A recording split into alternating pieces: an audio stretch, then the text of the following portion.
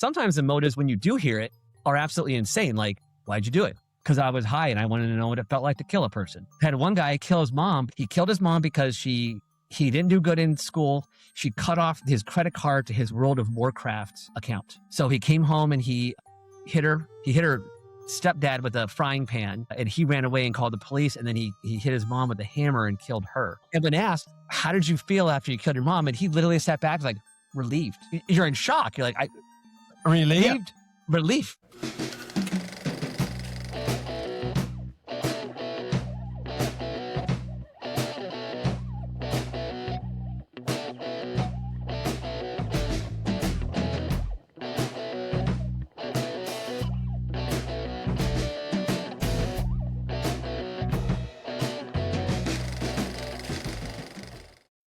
Today's guest is Justin Bocock, a retired homicide detective with over 22 years in law enforcement, including early service with the United States Secret Service and a long career with the Mesa Police Department in Arizona. Justin worked everything from patrol and violent crimes to some of the most complex homicide investigations in his region, which ended up earning him Investigator of the Year award and helping pioneer the use of drone technology and crime scene reconstruction. He's also the author of On Call, Case Files from a Career in Homicide, which is a book that pulls back the curtain on what homicide detectives actually face, professionally and personally. Justin, first of all, I just want to say thank you for your service so much in all aspects. I mean, we didn't even talk about your service with the Air Force to start with, but Secret Service, the police force, all the way through. So thank you for your service and welcome to the show. Well, thank you very much. And thanks for having me. Great to have you, Justin. Great to have you. Thank you. So I guess let's jump into it. So you started as, let's see, in 19, I have your timeline pulled up here. It's actually really nice on your website. Website's justinbocock.com, by the way. So aircraft mechanic for the United States Air Force from 1994 to 1998. Interesting gap. After you get done there, you went on to go to United States Secret Service Uniform Division for Secret Service. Can you kind of tell us after Air Force, what led you to law enforcement? Yeah, and I just kind of stumbled into it. I never really planned on law enforcement being my lifelong career. I always loved airplanes, even as a kid. Even nowadays, I still love it. Still make models, RC airplanes, love them. And I joined the Air Force, and I worked on I was aircraft maintenance in the United States Air Force, stationed at McGuire Air Force Base, New Jersey. And I was a hydraulic specialist on C-141B Starlifter aircraft. They're basically a really large airplane. Right. Yeah, they were kind of like the precursor to the C-17. They don't fly them anymore. But what we did was, part of our mission was we transported the limousines and the support equipment for presidential and vice presidential details. Oh. So that's how I ended up on that. So we were flying one day and I fixed an airplane. We had everything loaded on the plane and the plane broke. And the Secret Service was like, this has to get to where it's going. And I'm like, well, I can fix it. But I need to do this, this, and this. They said, that's fine. And what it was is stepping on their cars. And I'm like, I'm going to have to step on the car or move the car. And they like, you can step on it. You're not going to hurt it. Trust me. So I fixed the car real well. I fixed the airplane. We made our mission time. And then as we're flying to our location, one of the agents was talking to me and he said, hey, you're a pretty quick-witted guy. What are you doing? I said, well, I'm getting out. Did 4 years and I planned on getting out. And I said, I'm going to go work for United for a while as an aircraft mechanic. I'd already had a job lined up. And he goes, have you ever thought about the uniform division of the Secret Service? And I was like, I've never even heard of that. So he explained, you don't have to have a degree. They like people with military experience, and you basically protect the property in the motorcade while the agents protect the people. Right. So he gave me a number to call. He's like, call this number and you take a test and all this. And I'm like, okay, I'll give it a shot. So I did. And it was a 3-year process to get the job, taking tests, interviews, and then I had to pass the security background, the background check. So it took several years to get there. And that's how I ended up in the uniform division. Very, very impressive. And that's a leap from, the mechanical work on planes to the security. Yes. Vice presidential motorcades. I mean, and their travel schedules change instantly. You got to turn on a dime. I'm sure you guys, always on, we need you to get this done now. So you kind of just got tapped into it, because I don't know if the work that you were doing with the Air Force before was you actually had any sort of special type of clearance to do that type of work for what you were actually doing.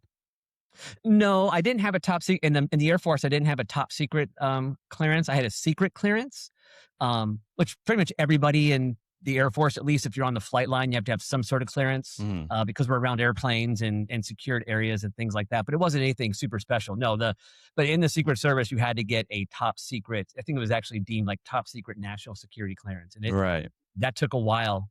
I had multiple polygraphs. That was a process. That was a process. Yeah. I would say that's pretty intrusive too. I mean, they're going to ask you. Yeah.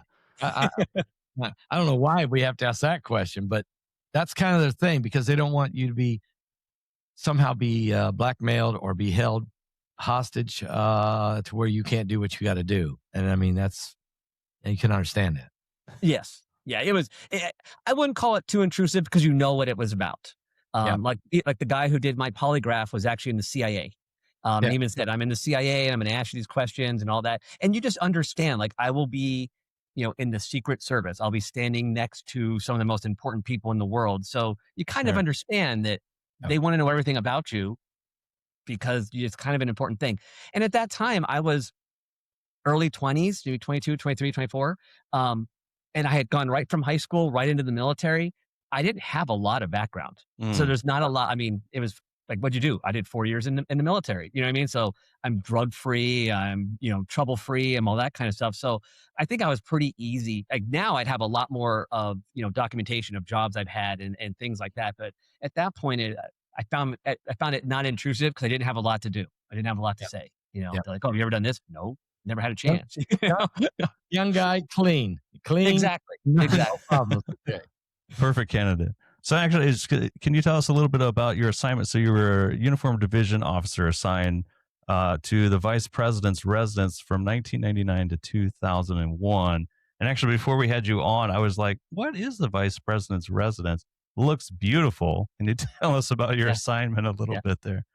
Yeah. So after the academy, you go through 2 academies in the Secret Service. And then when you graduate, there's 3 places that uniform division officers go. The White House, obviously. What they call foreign missions, which all the missions in Washington, D.C. are protected by uniform Secret Service. And then the last one is the Naval Observatory and the Vice President's official residence, which I never knew until I was in the Secret Service that that's where the Vice President lived. Yeah. I never even considered it. I thought maybe they just had their own private house. I don't know. I don't pay attention to that. Right. But yeah, it was beautiful. It was on the Naval Observatory. As you see the pictures on Google Earth, it's a nice little pretty compound, very quiet, and it's this beautiful mansion that the vice president lived in. So yeah, I was assigned there where I did like post work, which is standard where you stand guard in certain places. And then I also ended up filling in, and then at the very end, before I quit, I was doing the motorcade protection. So I was doing like the lead car in the motorcade and then motorcade protection. So when the motorcade went somewhere and they would all do their things, uniform division would stay behind to protect the vehicles while the agents protect the assets. That's always the uniform division's job, is to protect the property while the agents protect the people. I'm sure some stories you could tell on that, but you can't tell it. Okay. Yeah. So anyway, it's a very interesting start for you in the Air Force and then into the Secret Service. But after a while, after you did this, you moved into being a police officer as far as being on patrol. I guess you went to, is it Mesa, Arizona? Is that where you went? Yeah, Mesa. Correct. Yeah. Yes, Mesa, Arizona. So what moved you to Arizona? I mean, family, it just happened to be where you got hired. What was the story? And again, chance and family. So the uniform division, I always said, it was the greatest training in the world, and it was an amazing job. Once you got on your duty assignment, protection is boring. And I am kind of a high-strung person. I don't do just sitting well. And that was hard for me. It was really kind of hard for me. I really liked the motorcade part because I could move around a lot more. But even then, I was anxious to do other things.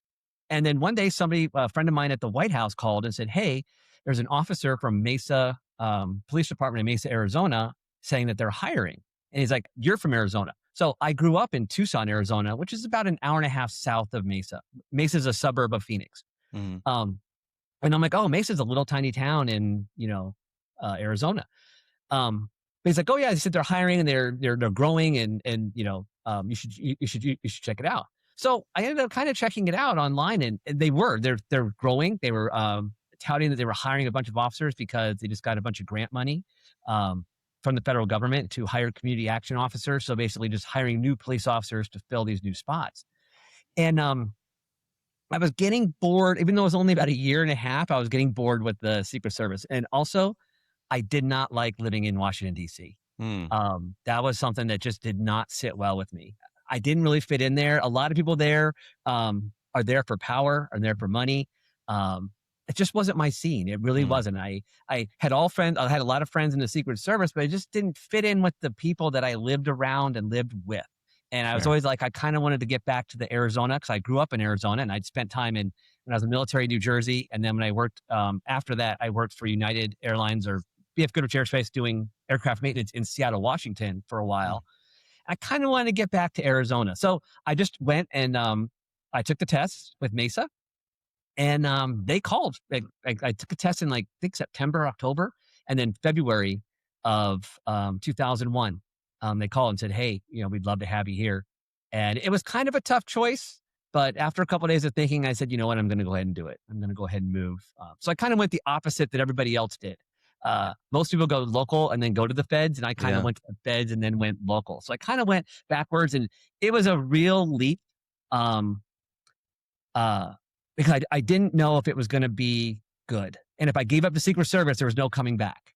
So it was kind of one of those things where I had to really, it was kind of a leap of faith, and it worked out well for me, but I didn't know how it was going to go at first. It was tough, but it ultimately worked out.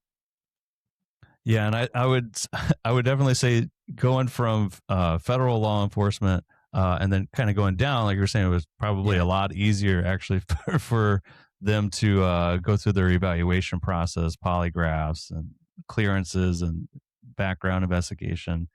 So I think that you were obviously on on the top of the list when you applied at Mesa. Yes. So all right. So 2001, we go to Mesa Police Department, and you start out as a field officer, police officer doing patrol. I'm assuming. That's kind of more of your speed at this point. Can you tell us a little bit about the actual patrol portion before we do your career progression at Mesa there? Yeah, so patrol was exactly.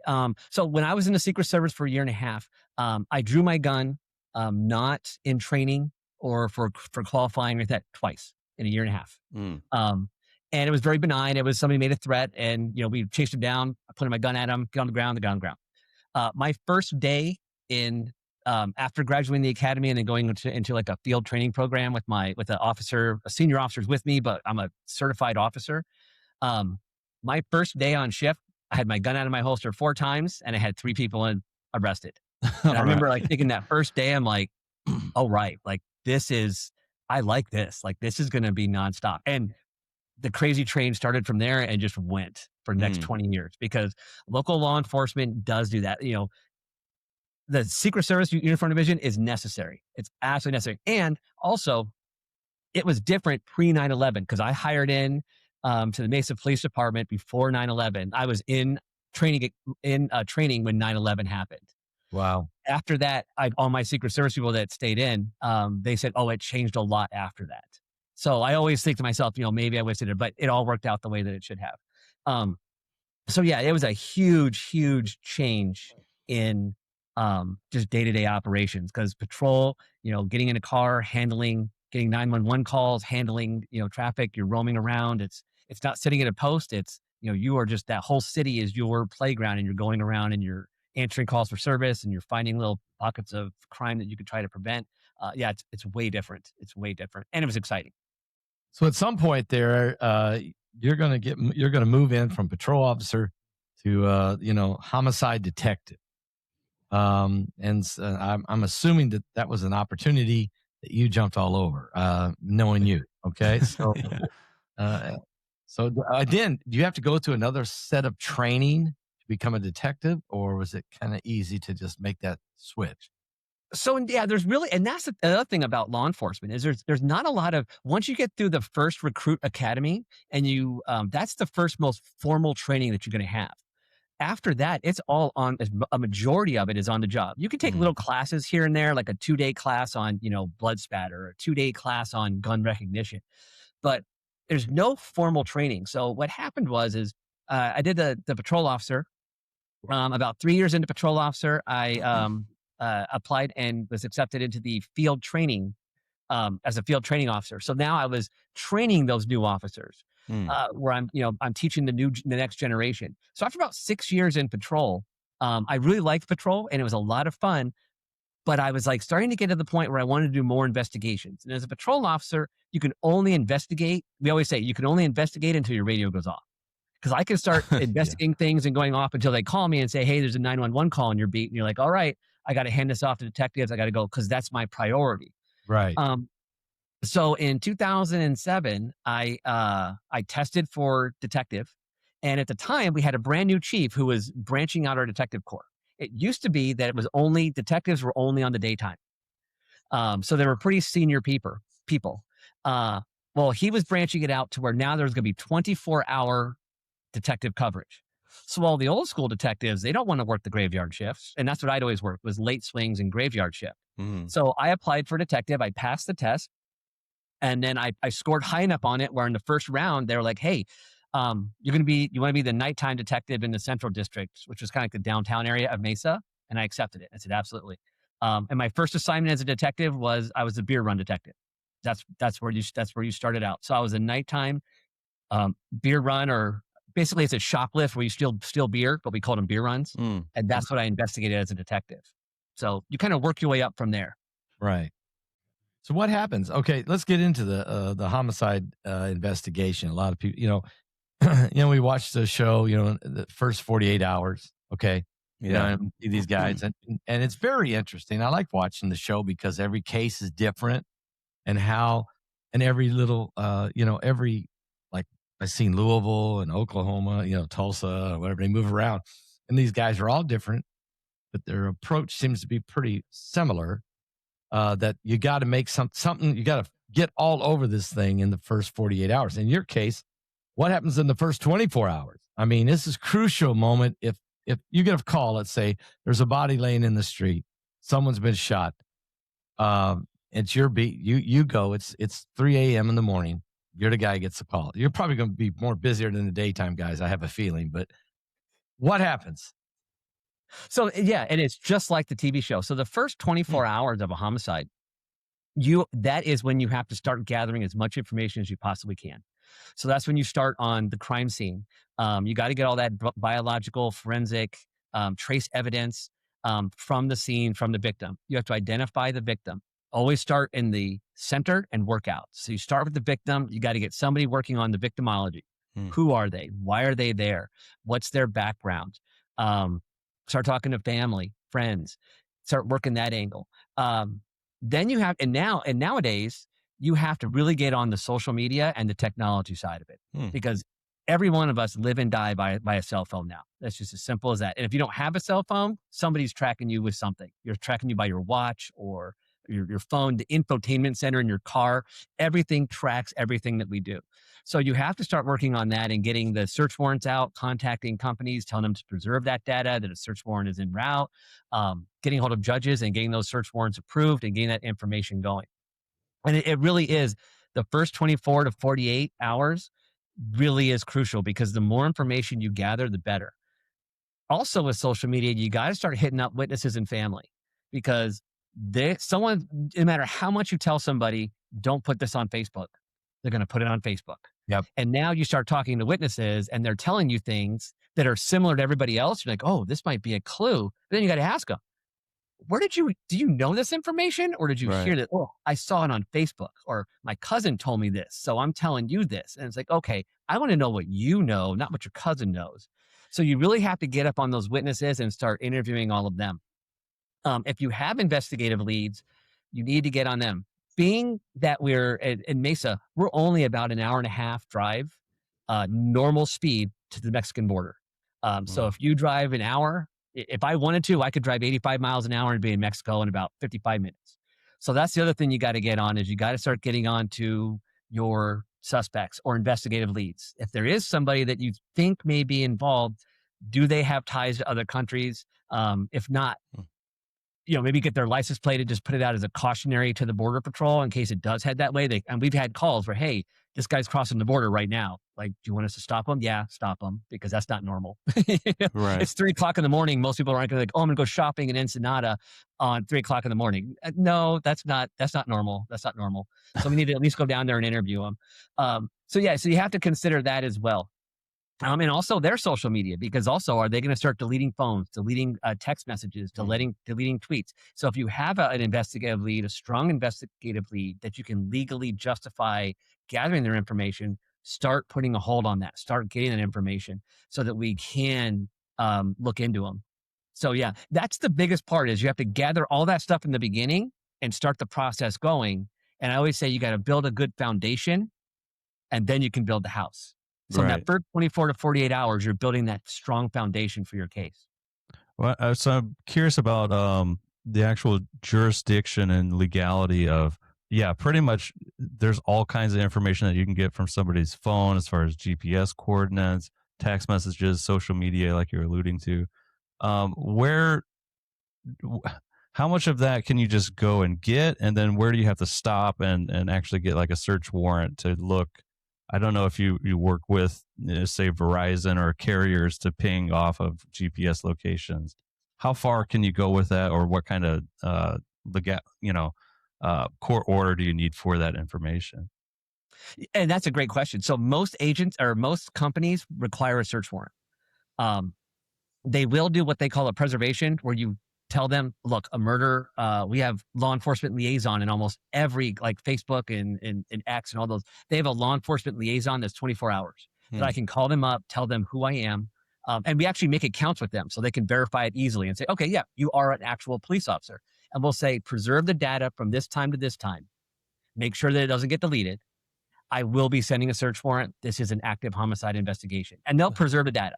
So if somebody goes in there and they delete everything, the company saves it for us because we called them. But if we don't call them, there's been times where I've called a day later and say, I need this preserved. Oh, it's already gone. It's already deleted. So we skip the thing. So they will preserve it for us, but they won't give it to us. The only time a company will give it to you without a search warrant is for something called an exigent circumstance. We've had that on kidnapping type cases where we have had juveniles kidnapped, or we think are human trafficking or human traffic victims, and we have a phone number for them. The company will give us pings or locations of that phone number under an exigent circumstance, but we have to write a warrant within 72 hours to them for that information to make it legal. And so what it is so if someone's kidnapped and I have their phone number, I can call the company and I talk to one of their law enforcement liaisons. I explain the situation and they go, okay, we'll get that information to you. The phone is right here. We go and we get that phone, right? And let's say we find the victim and we arrest a suspect.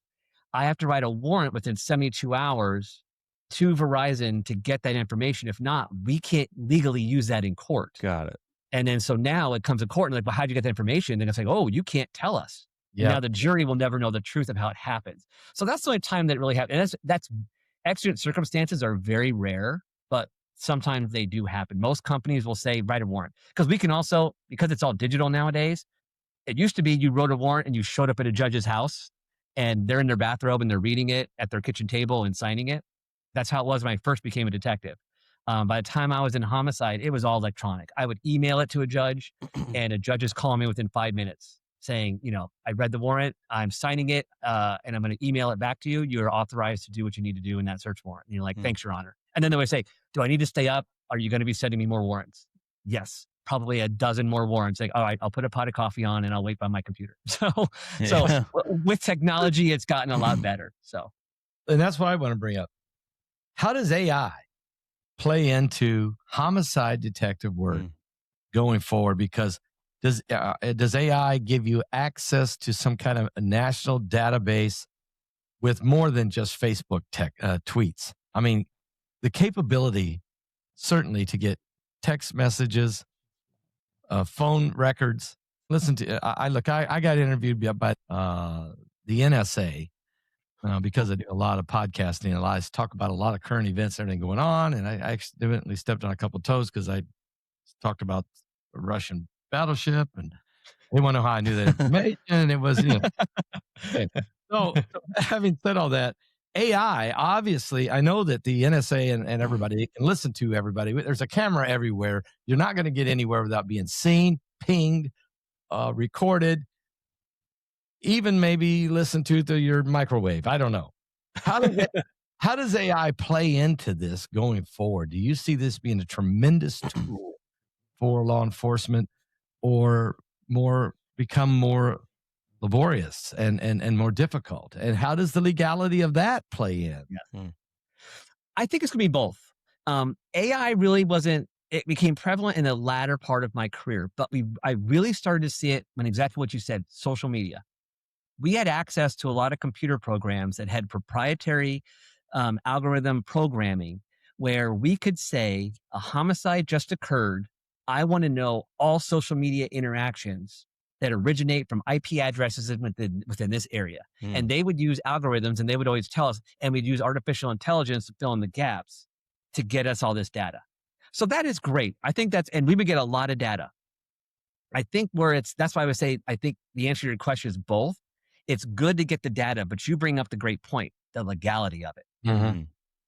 When it goes to court, you're going to have to explain, did you get that data because of an algorithm and AI filling in the gaps to get that? Or is it verifiable data?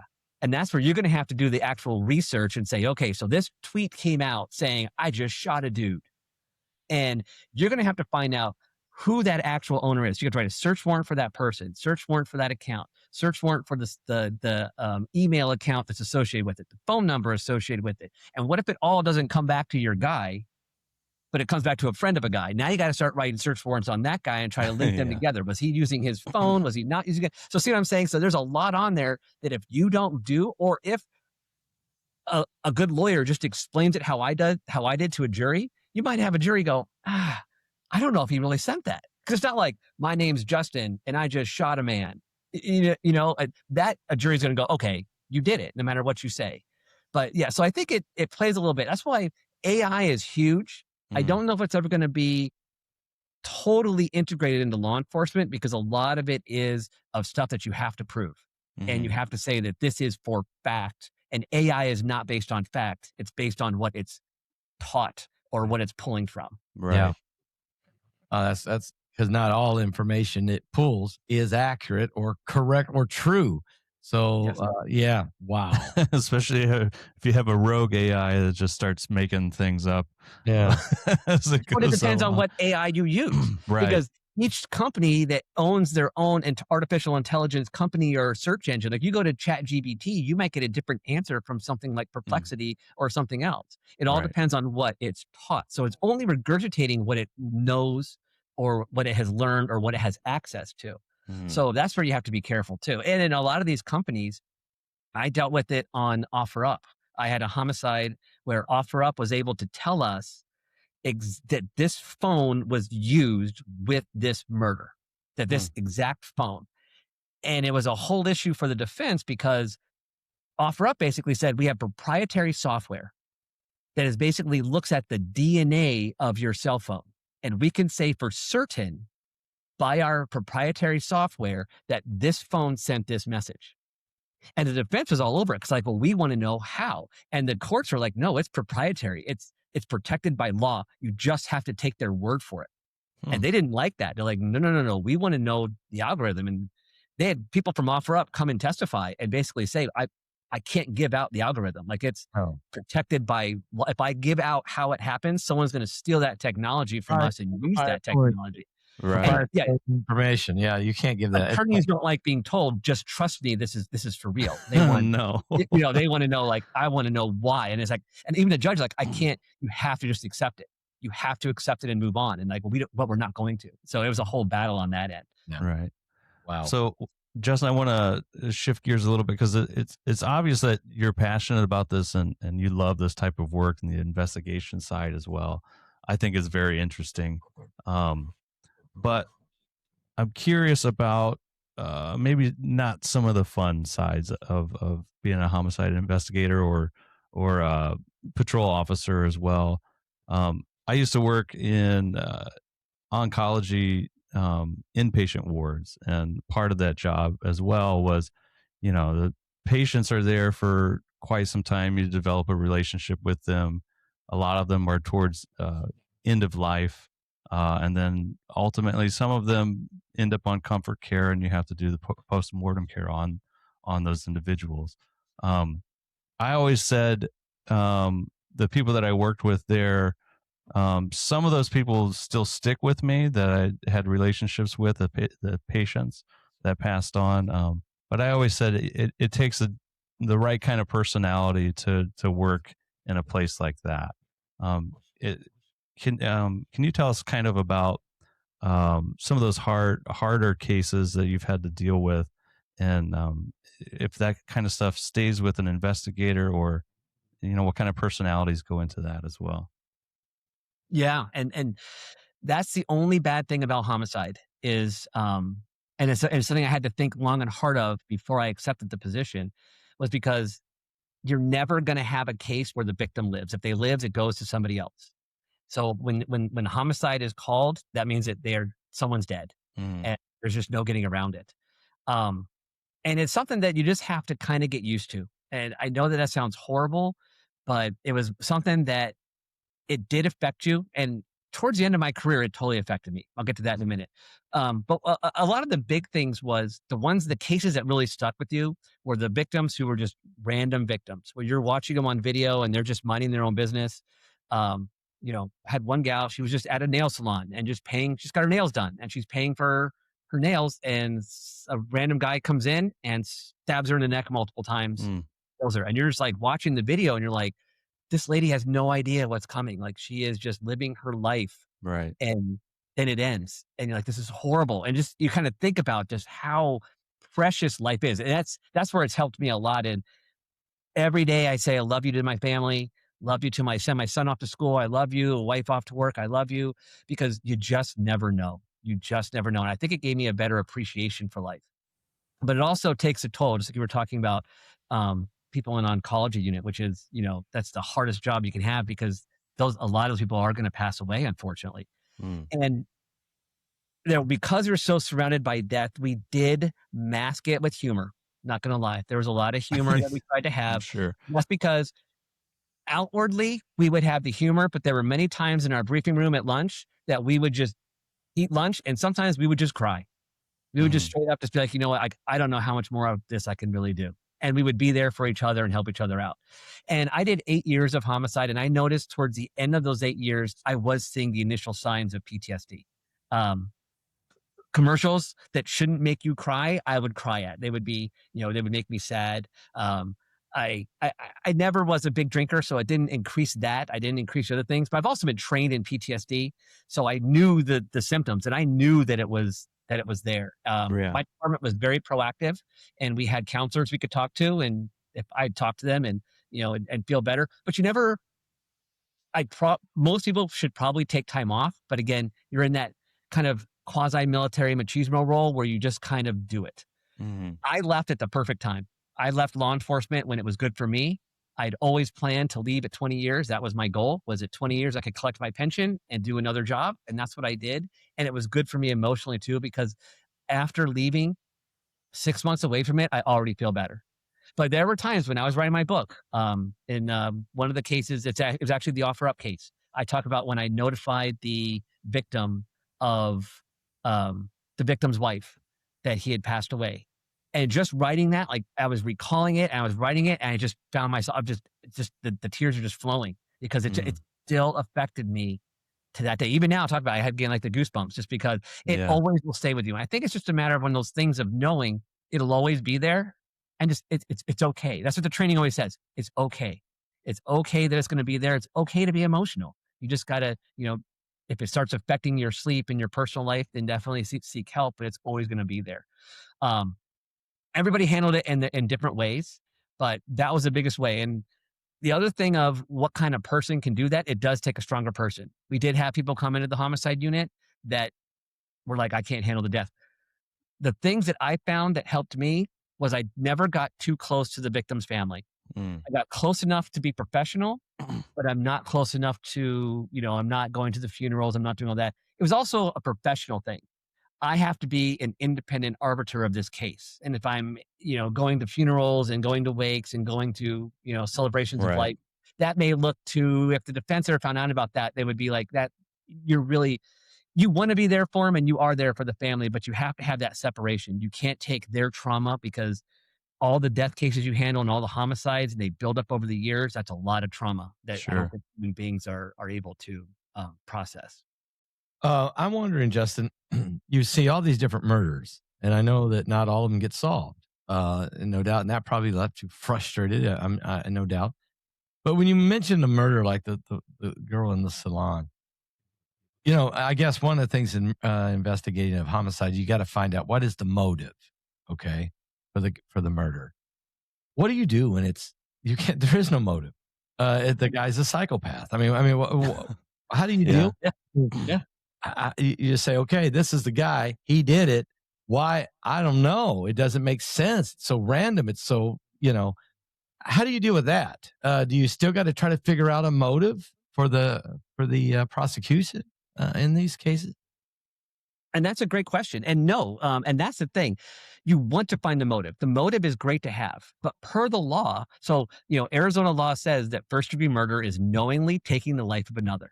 It doesn't say because you hate them or because you're a psychopath or because you hated them. It just simply says that. So you have to kind of go beyond.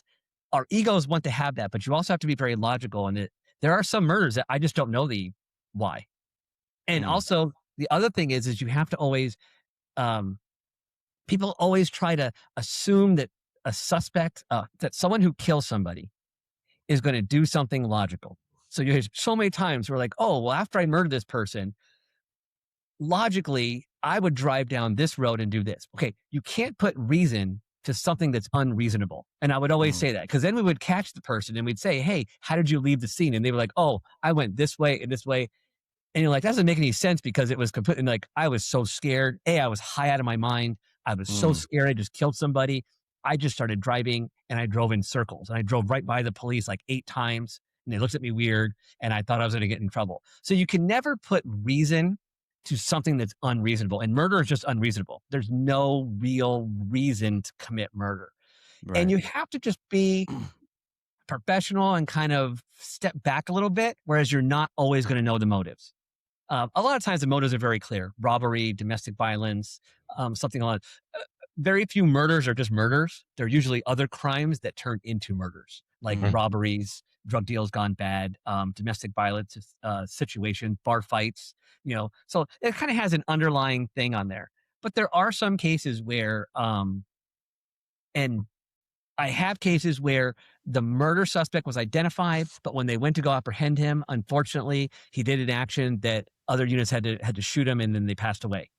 And those ones, you don't have the motive. You have to just kind of guess. But I try not to guess too much because, again, you don't know. You can't put logic to non-logical type behavior. So you just have to look at it as a professional investigator in the fact of you solve the case. If you take it to court and it's adjudicated, then they're found guilty and you got to move on to the next because your job is to solve the next one. It's not to necessarily hold on to them. But it is weird sometimes. And sometimes the motives, when you do hear it, are absolutely insane. Like, why'd you do it? Because I was high and I wanted to know what it felt like to kill a person. Wow. I had one guy kill his mom because, and I write about that in my book, he killed his mom because he didn't do good in school. She cut off his credit card to his World of Warcraft account. So he came home and he hit her. He hit his stepdad with a frying pan, and he ran away and called the police. And then he hit his mom with a hammer and killed her. Wow. And when asked, how did you feel after you killed your mom? And he literally sat back like, relieved. And you're just like, you're in shock. You're like, relieved? Yeah, relief. That's how he felt. No, he didn't say remorse. He said relief. Relief. And that's when you realize you just can't put logic to logic because I can't think like that. I'm not wired like that. I cannot think like that individual. So that's his motive was his mom took away his credit card. So he justified murder somehow in his head. And so you can't get to that. So you're like, I just don't understand that. So you focus on the facts and solve the cases as best you can. Wow. And so can we just put this to bed? I just need an answer from you, Justin, because you know better than anybody. Everybody watching, our true crime fans that are watching, something on Netflix, it's not always the spouse, right, Justin? Not No. all, it's not like The Lifetime movie. Lifetime shows. The guy is not always bad. Okay, can we finally get some balance here? It's not always the husband's fault, or all men are bad. Help us out here. Oh no, absolutely, absolutely. My wife loves those shows, the Lifetime and the true crime shows, and all where they wrap a murder up in 15 minutes, and they a murder happens, and then they go knock on John's door, and they get him in handcuffs, and like, got him, it's John. That is not law enforcement. That is not. They're skipping so much stuff. But there are people in the police world that actually that kind of have that mentality. That kind of have that, like, well, obviously it's the husband. And we'll use, for example, the case that I was telling you about with the lady who was in the nail salon and got stabbed in the neck. When she was stabbed in the neck, she was at the nail salon and she got stabbed in the neck. At that time, we had officers go to her house. As they go to the house, the husband they had 2 kids. He was packing the kids up in the car and driving away. And they call us. They're like, hey, he's packing the kids up in the car and driving away. It's like 9:00 on a Friday night. I'm like, well, follow him for a little bit and see where he's going. Well, again, we're in Mesa, Arizona. He's heading south. Like, he's heading south. Mexico. Like, he's almost to Tucson. What do you want us to do? Pull him over. Like, just pull him over and just see what's up. So they pull him over and like, hey, what are you doing? I'm just taking the kids and going for a drive. Do you know who your wife is? I think she's getting her nails done. Do you know anybody in Tucson? No, we're just going for a drive. All right, get him back here. So, so that's super duper suspicious. It just comes to find out he was a weird guy. He was just a weird guy. So what, did we have a heightened sense of something suspicious going on? Absolutely. But you can't just, and there are some people who are like, oh, book them now. Just book them, and be done. Like, whoa, hold up. Like, let's actually do an investigation and do our jobs and prove, because you don't just pick somebody and then prove it. Your evidence will tell you who does this. So then the more research we did, and then through DNA and help from the citizens, we ended up identifying the suspect, and it was just a random guy. It was legitimately a random guy who hated women. He had a sign outside of his door that said the B word, all suck. He just had this distaste for women, and he was walking by her there, and for whatever reason, because again, for whatever reason, he stabbed her. We proved that. When we went to go arrest him with the arrest warrant, he did come out of his home. And he pointed a gun at police officers, and lethal force was used, and he did not survive. So we don't have the full details, but there was a lot of animosity towards women, and it just looked like it was just a random attack on someone. So yeah, so it's not always the husband, it's not always the wife, it's not always the person you think it's going to be. Right. It's not always the neighbor. Those are good places to maybe look at and think about. But don't just go putting handcuffs on people. And that's what people get wrong, because they see it on the Netflix and they're like, oh, it's this person. Oh, right. I know it's this person. Yeah. And no, you don't. You absolutely do not know that. I'm going to ask you this question. This is one, it's always fascinated me, is you've got a missing person or a child has been abducted or a murderer that you've caught, and he admits he did it, but he won't tell you where the body is. Do you guys ever go to psychics, seers, clairvoyant individuals who may help you find a missing person or even a missing body? Has that ever come up in your homicide investigation? Not currently, but I actually worked a cold case from 1980, and I actually solved it. It was because when you become a homicide detective, you also inherit all the cases from your detectives previous to you. And it was a 1980 homicide case that happened on Super Bowl Sunday. And they basically ran out of leads. DNA wasn't a real big thing back then. They didn't have a lot of cell phone technology. There wasn't a lot of evidence to go along with this. And they kind of ran out of leads. And they actually did hypnosis on a couple of people that they thought were involved. And then they actually had a clairvoyant person. Come to find out, none of those actually were real. None of them led to the right thing, because we had DNA evidence and go that way. I personally have not seen them use that, mainly because we have so much other data and information that's available to us. Hmm. But as a case agent, I've always looked out. As a case agent, your job is to solve that case no matter what. Your only function in life is to solve that case. I don't care how much it costs. I don't care how weird it is. You solve that case. I've never ran out of leads to use a psychic, but I would. If I ran out of leads, I would absolutely do it. I have solicited information from other countries on cases that they have done evidence. They've done, I had one case where a guy was shot through a door. It was like a drug deal gone bad. It was and they were like tugging at the door, and the bad guy shot through the door, hit the person on the inside, and killed him. The only real evidence I had was a bullet casing. We could not find any fingerprints or DNA on that casing. Well, I read an article about a guy in the UK that developed a process to develop latent prints on casings. So I actually called him. Well, I emailed him first. He was like, "Yeah, call me." So I called him. He worked for New Scotland Yard, and he basically was like, "Oh, I got a fish tank with saline solution and 2 car batteries. When you put the brass cartridge into this solution and electrify it, it advances the corrosion where fingerprints sit." And he goes, "I was able to develop fingerprints, and we got a conviction on that." So I'm Wow. like, "Hey, will you do that with my evidence?" And our courts were like, "We can't. I don't know if we can even justify that." But my job is to solve the case. So I said it to him. He did get fingerprints, and we couldn't identify it to anybody, but we did get fingerprints. And it was a thing where they're like, "If this goes to trial, I don't know if we're going to have to do this, or if we're going to be able to allow this." But the guy in UK said, "Just subpoena me. I'll come to America. I'll explain it, how it works." He's like, "I'm a scientist. I have, all kinds of degrees, and it works." So, Right. you do have to think outside of the box, but I've never gotten to the point where I've had to use a psychic. But honestly, I would not hesitate in a heartbeat if I had no other evidence. And they had a proven record where they could tell me, have a curriculum vitae of some time where they say, "Hey, this is what I've done," whether success or failure, but at least show that they have some credibility. I would be more than happy to use them. Well, just to kind of close that loop too, you started bringing up, talking about the psychic or clairvoyant, or I think, Pastor, we used to watch that. Heidi used to watch that, the Profiler. I think, Profilers, Yeah, like the psychic. Yeah. What does the police department, or maybe not Mesa? I don't know. Maybe they do.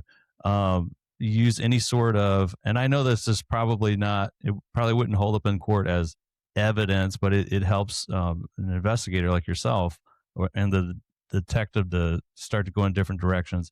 You guys use any sort of remote viewing, or have anybody that you consult with that does that?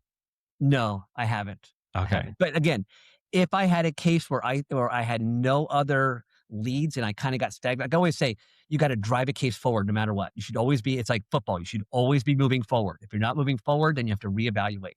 If I Right. had a case that truly stagnated and I knew somebody who was credential in that, or had some sort of credibility, where I don't want to put somebody on a stand who's going to be, Sure. not credible, because Right. my county attorneys are going to laugh at me, like, "We cannot put that guy on the stand."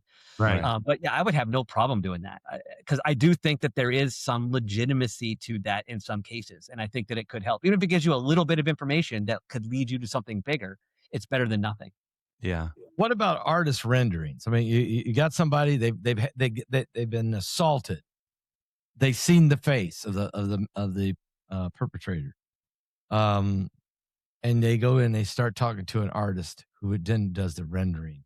How effective is that? Is that been extremely effective? Has that ever worked for you in any case?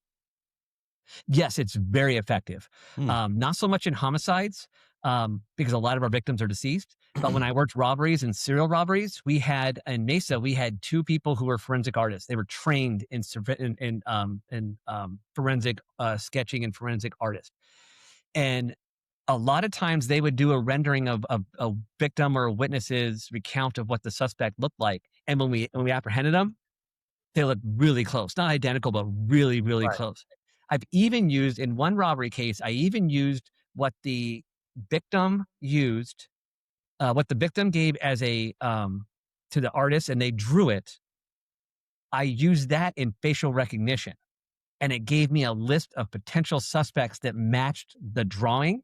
Hmm. And one of those suspects was my person. Because what happened was, is I had DNA and I had fingerprints, but I had it wasn't in the system. I did the forensic drawing, and I took that drawing to our facial recognition experts for the state. It's a state thing. They did, and they looked in databases and they're like, I cannot tell you where I got this information, but you Gave you a can do list of names. They gave me a list of names. These. And Wow. out of those names, 2 of the people lived in the general area. So I got a search warrant and just basically saying, hey, I'm not going to impede upon them. I just want their DNA to either prove or disprove that they were involved in this crime. And I did. I got DNA. And the first guy, DNA came back negative, not him. Second guy, DNA came back positive. Wrote another search warrant this time for his fingerprints. Fingerprints came back positive. Oh. Now I got a suspect again. And then now I bring him in for questioning. He was going to be under arrest anyway, but read a Miranda, and he actually admitted. He's like, yeah. He's like, I was waiting for you guys. He goes, once you got that first one, I knew I was done. I'm like, why don't you just say something? He's like, well, I was hoping maybe it would just be wrong. It's like, I'm like, all right, well, so it did. So the artist drawings are extremely helpful. They're extremely helpful. That's awesome. So, shifting gears again, Justin. So in 2019, you were named Homicide Detective of the Year by the Arizona Homicide Investigators Association. That's a mouthful. Awesome. That really is. Congratulations on that. Thank you. And this was for your website says pioneering drone technology and crime scene investigations. Can you explain to us how do drones actually come into play when investigating homicides? So when we do a homicide investigation, we also do the main things that everybody sees, but we also have to prepare the case for court. And that includes explaining what we saw and the evidence we collected to a jury who has never seen that location and has to be explained that location by me or somebody else. And so what we were doing is our standard practice would be, we would make what we call a diagram. So a lot of times it was, like a hand-drawn diagram, or we'd use a Google Maps, and then we would like kind of label things with there. Sometimes we even fly, the Mesa Police Department had a helicopter. Sometimes we'd even fly the helicopter over an outdoor crime scene and take pictures of it that way. But that's expensive. The air unit wasn't always available. If weather was bad, we necessarily could not do that. So I've always been a nerd. I've always liked computers. I've always been into RC airplanes and things like that. And in 2018-19, drones were really becoming a part of society. Everybody started having them. Well, we had an officer-involved investigation on the outside, an exterior crime scene that we were doing diagrams of, and it was 3D rendering. So it was like cartoon cars and things like that. And I made a little animation of it, but like, I'm thinking, we're presenting this and it'd be so much better if we just had like a drone. So I mentioned it to our department, and our department said, yeah, we're going to buy a drone with a real small budget and just give it a shot. Within that month, we had another officer involved shooting on the outside, and it was quasi-controversial. There was some issues there. There was a subject was shot in the back, so there were some issues about whether he was running or not. So we used a drone we did all the crime scene investigations. So we had a little yellow placards with the numbers on them that we've all seen on TV. We leave all that up, and the police cars are right where they are at the time of the shooting, and then we can run the drone around. And I took video of it and stills and 4K video of it, of the entire crime scene, to include coming down and getting different angles, which is different than the photographs that we had, because photographs are kind of at our level and they have a different focal range. Whereas a 4K camera has a 180-degree focal view, which is different than a camera lens. Right. In an officer-involved shooting, our unit handled those. We would go to the county attorney. It's called the Critical Incident Review Board, and we would explain basically the investigation to them, and they're the ones who legally decide if a shooting is justified or not. Our job is just to collect the facts. So I presented this case, and I showed them the drone technology and the drone footage and the still photographs and the video of everything, and how this is it angled the officers, because you can tell somebody, not everybody is good spatially, and I'm one of those. You can tell me, I can look at something and I can tell that that's like 25 yards away. But that's just because I'm a police officer and I've trained a lot on that. I've had to be a good witness of he was, 25 yards away from me. Most people, if you say 25 feet or 25 yards, that means nothing to them. They're like, I don't even know what that means. Like, 25 feet is, that's from here to 5 blocks down the road. They don't know. So we were presenting to attorneys where they saw this video and they're like, how'd you get the video? And I explained to them, got a drone, we did this, we did that. And they loved it. And they were like, wow, that really helps us. So they were close. Like when you say they were 15 feet, we zoomed in on the camera and showed them just how close it was. And they're like, they were really close to that officer when that gun Yeah. came out. And we're like, yeah, like that's what I'm telling you. And they even said, when you say 15 feet is one thing. When I see 15 feet, that's a whole nother deal. Right. So they really enjoyed that. Then we got feedback.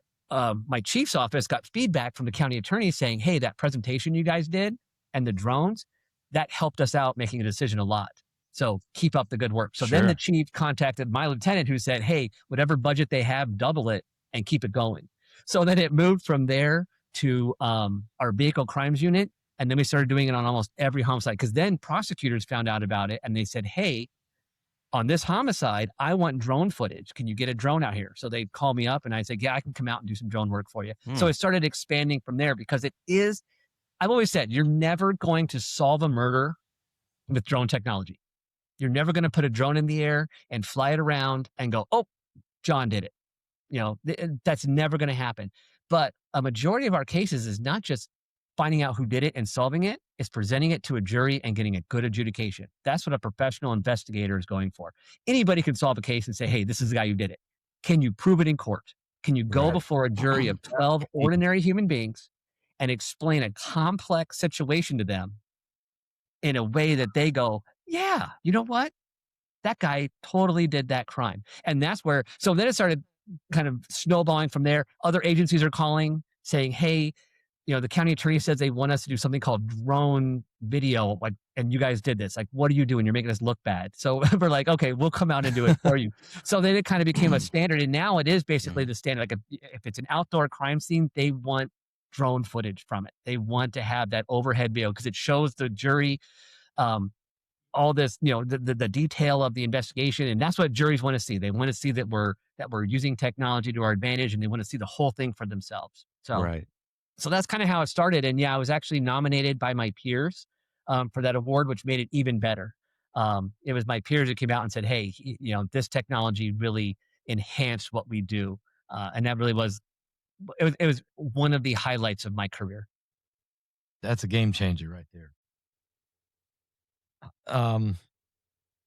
President Trump was nearly killed in Butler, Pennsylvania. We've all seen the footage, the video tape of it, the bullet, the I mean, the fact that it hit his ear. I mean, you don't get any closer than that, right? But what did that do for homicide and from a homicider's, from your perspective? Yeah, you got a guy. I mean, you got a guy 135 yards away. He's got a scope. How in the world is it? You know. So, what would you guys do in analyzing that situation? Trying, because we do have a man who's killed. We have a man that's dead. We have some other people who got hit. The president's been grazed and hit. What would you guys do to investigate something like this? Because you're Secret Service. So how does that interact? Okay.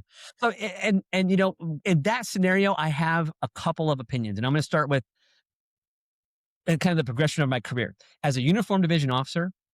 That was just a failure of protection. And I think that anybody there and anybody in the Secret Service who's honest would say that's a failure of protection.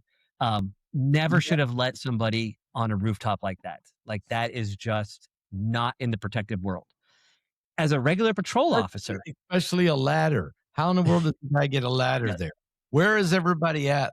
Where were the drones? And this is the president of the United States.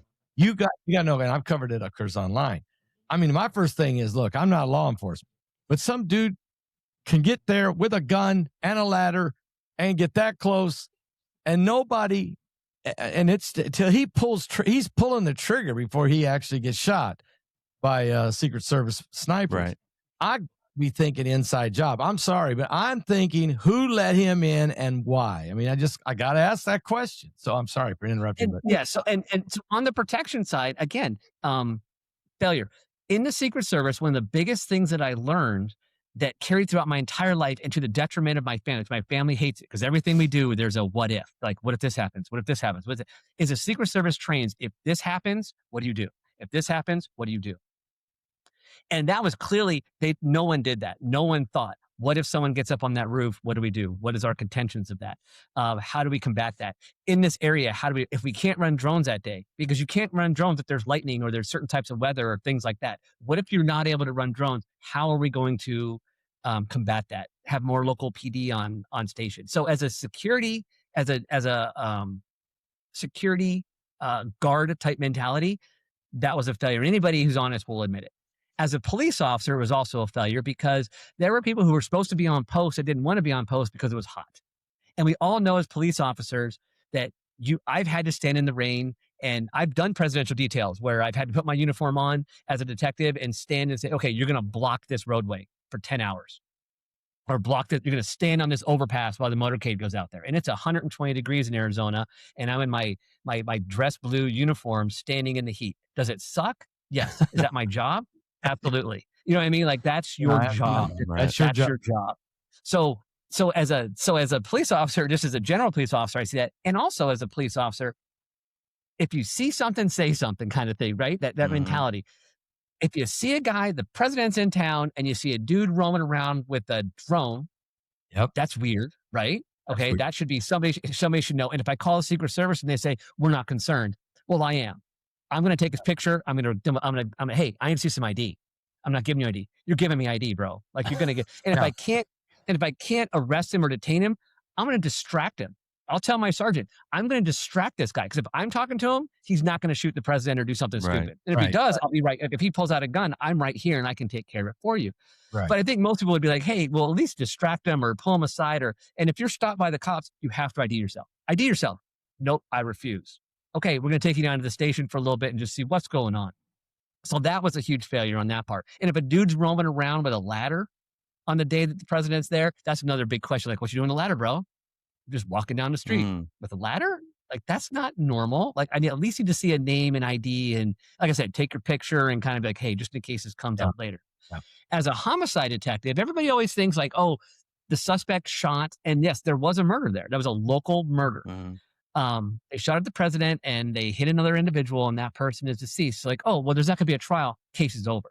No, homicide is going to run that case just as if it was going to trial. And we would do the exact same things. We've had cases where I just mentioned a couple of them where when the offenders are apprehended, they do something that causes them to get shot and they don't survive.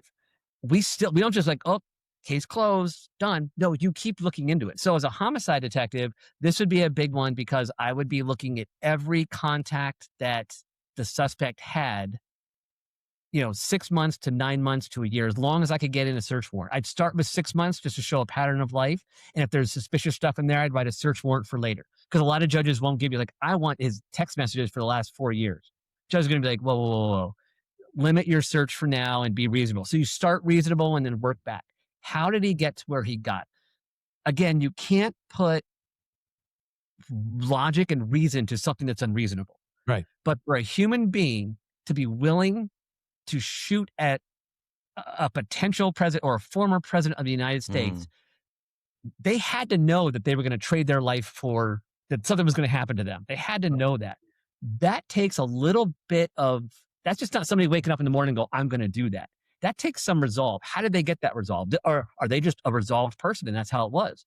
Or was there something behind the scene? Like, were they encouraged to do it? Did they get emboldened? Even not even encouraged, maybe even emboldened to do it. So not necessarily somebody telling them, hey, do this, but what were they watching to get to that point? And with that, it's also a learning tool for other crimes. And I always say, every investigation that we did, if it was just a death investigation or a homicide, we're learning for the next one. So that if we can find out what he's into and what he was doing, what he was looking at, and we learn from that, if we see that in other potential people, can we now learn from that? And I see that in an investigation. Can I then go to the federal government and say, hey, I'm seeing this person getting into this activity, which was similar to this activity. You might want to watch them. And the government would be more than happy to watch people. That's kind of what they do. So, so as a homicide, those are my three perspectives on that was, the failure, and then what they need, like all the investigation that we would do. If I was case agent on it, that's how I would focus on it. And also, the gun, the family dynamic, what happened that day, what led him to that day. And a lot of times we think that it's like a conspiracy, like you mentioned, an inside job. You can never discount, having met politicians, having seen federal law enforcement and local law enforcement, you can never discount incompetence. And I think a majority of what we see as conspiracy, where you're like, there's no way this could have happened, it is that you always have to include incompetence and people just not doing their jobs, just being complacent. So there's always that option. I don't know if it was I don't think it's an inside job. I think it's more of complacency. And it's easy to do when you don't deal with that. It's easy to get complacent. I've gotten complacent as a cop. I have been like, nothing will happen, and then like, oh, they got a gun on them. It absolutely happened. So that's kind of my thought on the. And do you guys also like take a look, or would they have looked at him now and say, okay, who else was involved? What was his last 6 months? How many times did he go to gun range? Who trained him with this scope? How did he get this gun? This guy he was kind of shaky. So, do you guys go and find out where he went, all the pings in the last 6 months? Would you think any of that kind of investigation was going on since this happened? Or, because, unfortunately, as a public, we start wondering, how in the world is all of these just lone wolves? For instance, the Charlie Kirk assassination. The guy wake up that morning and decide to kill Charlie Kirk? Did he have anybody else working with him? How did he get that close? Again, the public has wondered that every time there's a shooting, mass shootings, church shootings, the Aurora shooting in Colorado, in the theater, school shootings, we start thinking about after a while, you're telling me they're all lone wolves. There's nobody else. There's no other accomplice. We start asking questions. We can't help it. What do you think? Is sometimes, if the shooter is shot and killed, we just seal this thing up? Or is there investigators like you who are saying, I'm not so sure this guy was all alone? What's the process there? I think there is investigation into it, especially in like the Butler situation. I know that we would have investigated it. And this is where I always put there's always a difference in law enforcement. So you have me as a frontline guy doing the investigation. We would do that investigation. If that were my case, I would do that investigation 100% and go into exactly what you're talking about. Who does he have contact with? And was he radicalized, or did he just get emboldened by this idea? And maybe talk to these people. Who else are they talking to? Because if they embolden this dude, who else are they talking to? You know what I mean? And what are those people up to? Because now you maybe can get a conspiracy charge. Because if you got somebody who's telling everybody like, hey, you go do this and you go do that, that may not be a crime until they start doing these things, and then you can start linking them back.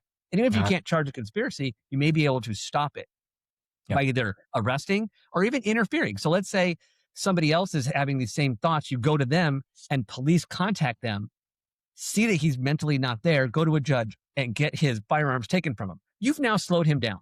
He has to now either go steal or buy all new firearms, but you've at least slowed the process down, and you can now keep an eye on him.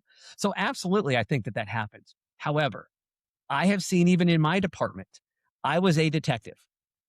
I worked for a sergeant and a lieutenant and a commander and an assistant chief and a deputy chief and a chief. And I would go 1,000 miles an hour on cases. And there are times where I would be told by an assistant chief, stop. We don't want to know any more about it. It's over. That mainly happened on officer-involved shootings. I've had several officer-involved shootings that were controversial, and as like force was used when someone didn't have a gun or something along those lines. And I would always like I would think outside the box. In one case, I actually interviewed the officer because staff, the assistant chiefs, they kept telling me the officer's lying. I'm like, well, he says that he reached for his waistband and thought he had a gun. He's lying. I interviewed that officer 4 times. We've never done that before. And I'm like, I'm just going to keep interviewing him. I'm going to keep asking him the same question. I'm going to show him video surveillance. I even got like confrontational with him where it wasn't an interview, it was actually an interrogation where I'm like, I know you're lying. And I went through the same training as you and you lied. And he's like, I didn't. I even started going to the point where I'm like, I'm going to start interviewing training staff. The officer said he was trained to do this. I'm going to get his training matrix. I'm going to get the lesson plan, and I'm going to interview the person who taught that class, present them with the scenario and say, did you train this? And I'm literally told by assistant chiefs, you're going to stop right there. Clearly the officer made a mistake. You're going to stop. Now, a good investigator is like, no, that's important because if you train an officer to do something and then they do it, you can't criminally hold them Yeah. responsible. Right. You can change the training and say from now on we no longer do that. You know, Right. that is totally acceptable, but you can't train someone to do something and then they do it and then you get all upset with them and go, "What are you doing?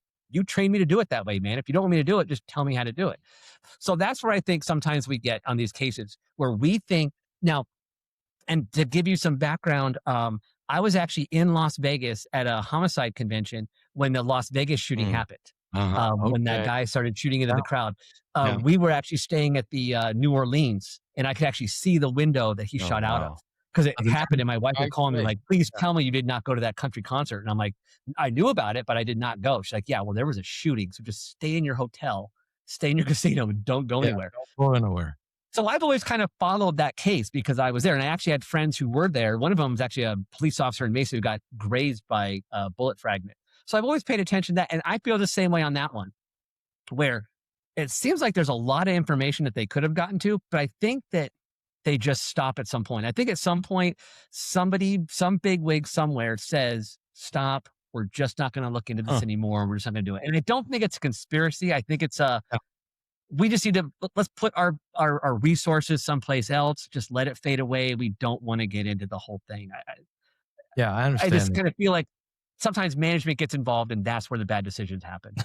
Yeah, I couldn't agree more. That case particularly, I always scratch my head. I'm not qualified to even do anything like this, but I say, how did the dude get that many guns and that much ammunition into a hotel with 1 million cameras, into the elevator, up to the 32nd floor, and nobody knew he's staying in there 3 days? How in the world does a guy pull that off and no one says, "What's he doing?" I mean, I'm just wondering about that. You can't help it. How And did he I get all think that up there? that's Las Vegas. I think some of it comes down to that's Las Vegas. Shady stuff happens in Las Vegas. That's probably not the shadiest thing that hotel has ever seen. They've probably seen like if you ask them, they're probably like, that was nothing. Like, I have seen some stuff that will make your toes curl. so a dude with 500-pound boxes going to his room, that's just a Tuesday for me, man. Like, that is not, because it's Vegas. Like, if you go to Mesa, Arizona or someplace else, that's going to be a call to the police being like, "Hey, some dude's got 500 pounds of gear he's putting in his hotel room. Like, you need to come check that out." So I could kind of explain that with that. But that's another one where we just know absolutely nothing. And it just seems like we should know something, because that's a lot of firepower for one person to have. Like, that's military grade hardware that this dude just happened upon, and nobody knows why. There's, and that's part of, like, you see a lot of these investigations, like on TV and stuff like that. You'll see that they're narrated, or they're written, or they're the person telling the stories are like a lieutenant or a commander or a prosecutor of a case. Very few times do you see the actual detective that did the work present these cases. And I think that's a big thing, is because when you get at my level, my only function is to solve a case, because that's it. I don't care about manpower. I don't care about money. I don't care about resources. If I need $1 million, I need $1 million. I'm going to ask for it. You can tell me no, but I'm going to ask for it, because my only job is to solve the case. When you start getting into lieutenant and all those higher ranking people, they have different ideologies about the case. So that's when you have to kind of when I look at these cases, I always say, who's telling me this story about this case? My wife will say, "Oh, this is a good true crime story." I'll be like, "Great. Who's telling me the story?" Right. "Oh, it's the chief of police of the department that handled it. He's getting second, third, fourth hand information. It's not coming from the real detective. If it's the real detective that, like, hey, I worked this case. This is what really happened." He's saying, "Yeah, go ahead." Yeah. So in your book, and I want everybody watching to know this, your book is called On Call: Case Files from a Career in Homicide, What Every Investigator Should Know.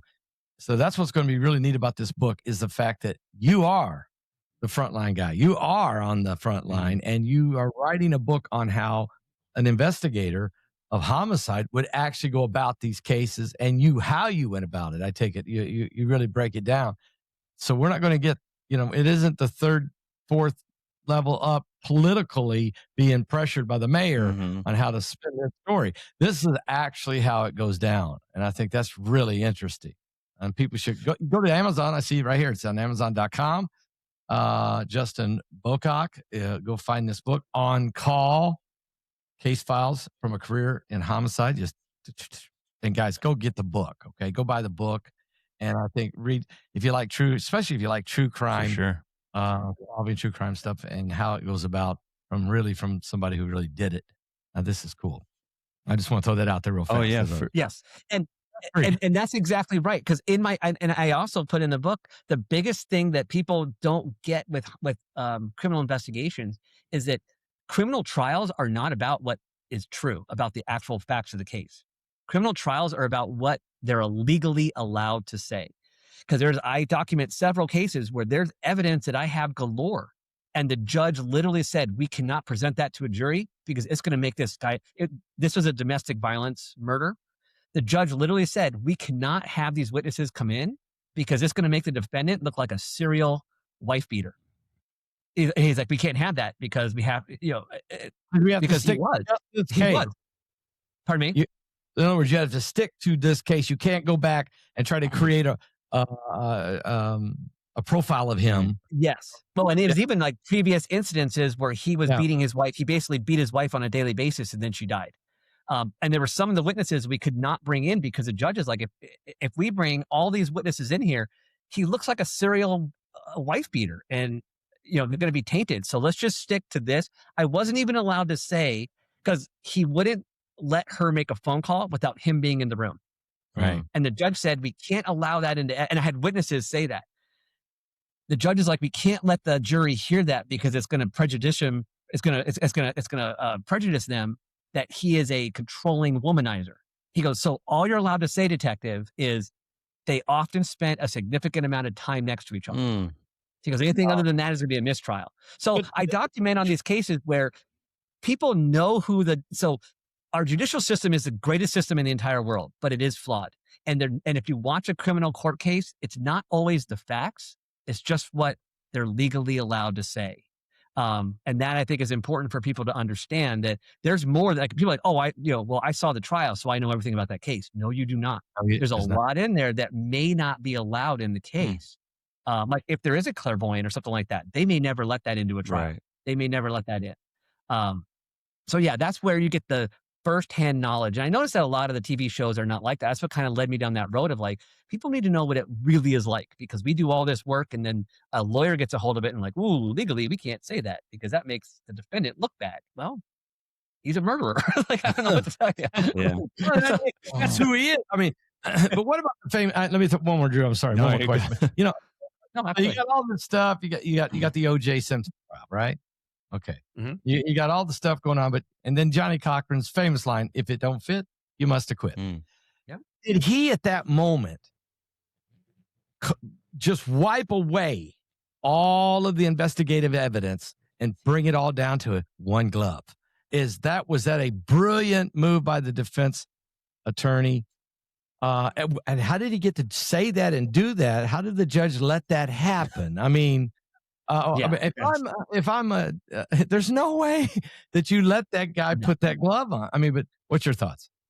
So exactly. And I've watched documentaries on that, and I know that Marcia and the other lawyer, they now regret that, because I know that they initially fought it and then they allowed it. But yeah, you don't, and there's that I'm not a lawyer, but I've been in trials. I've sat next to lawyers in these trials, and the big thing is never ask a question that you don't know the answer to, because you just don't know what they're going to say. And that's the same thing.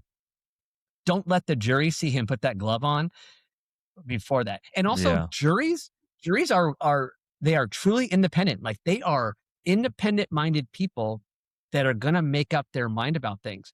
I had a case where the three gentlemen, they basically get into like a forgery scheme with this guy, and then he rips them off. So they decide, we're going to drive him out into the woods. We're going to kill him.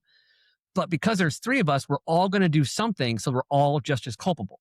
So they shoot the guy, they stab the guy, and then they try to slit his throat.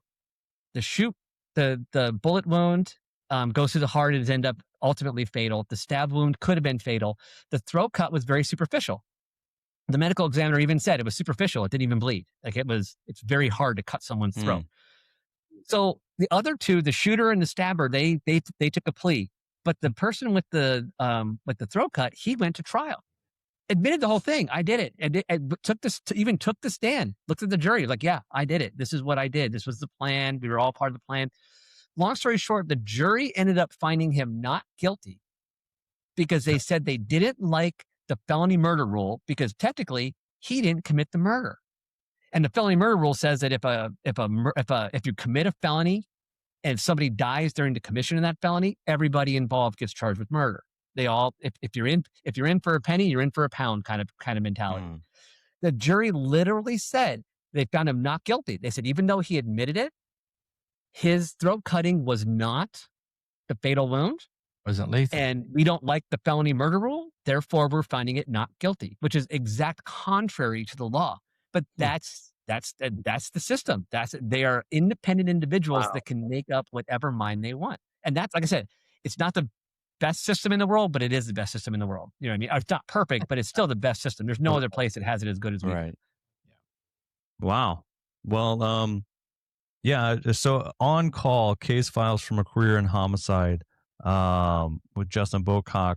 Again, go and get this book. You can go, I don't know if you can order it from Justin's website, justinbocock.com, but yes, you can get this on Amazon for sure.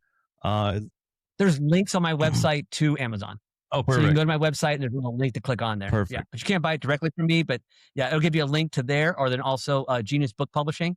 It's also on for sale there as well. Perfect. Yeah. So you get this book because, again, like Justin was alluding to, usually what you hear and you get a report or whatever on the news is usually like the chief. A lot of the times, actually most of the times, they're not the ones doing the actual homicide investigative work, and they have a different role in the department. It's a lot of PR at that point as well. So presenting facts, maybe they don't actually know all of the actual facts for the case when it comes out.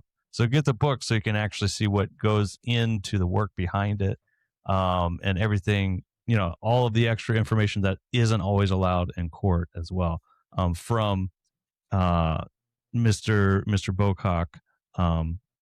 Wonderful resume. I'm excited to read the book. I hope everybody else that's out there, Can't wait. everybody that's listening really to it, can't and the true crime fans for sure, get into this and read it. It reminds me a lot of the shows I watch on Netflix now, like Staircase, and I can't remember the names of all the other ones, but I watch most of them. But yeah, And I'm also working on an audiobook version as well. I'm reading my own book, so I'm doing that. So it's out on it's paperback, okay. and then the Kindle version, and then I'm working on the audio version. So audiobooks. I know that I like audiobooks. I don't always have the time to read, and I have the constantly be moving, but I like to pop a book in while I'm mowing the lawn and doing yard work. So yeah, that's coming soon as well. This would be a great book to listen to on a drive for sure. Yeah. So in closing, Justin, I just want to say thank you for your service again, and for sharing your experiences with us today, giving us a real look into the world of homicide investigation. Your work helps people understand the responsibility, discipline, and human cost solving violent crimes. For those who want to learn more, be sure to check out Justin's book, On Call, Case Files from a Career in Homicide, available on his website at justinbocock.com, as well as Amazon. You can also find more about his career, media performances, and press materials at his website. We'll have all those links for you in the show notes below. And again, Justin, we appreciate your service. Thank you for being with us today, and God bless you. Thank you very much, and God bless both of you. I really appreciate taking the time to talk. And I really had a great talk with you guys. It was a lot of fun. Thank you. We really enjoyed it. We really did. Thank you so much for being a part of this. Amen. Thank you.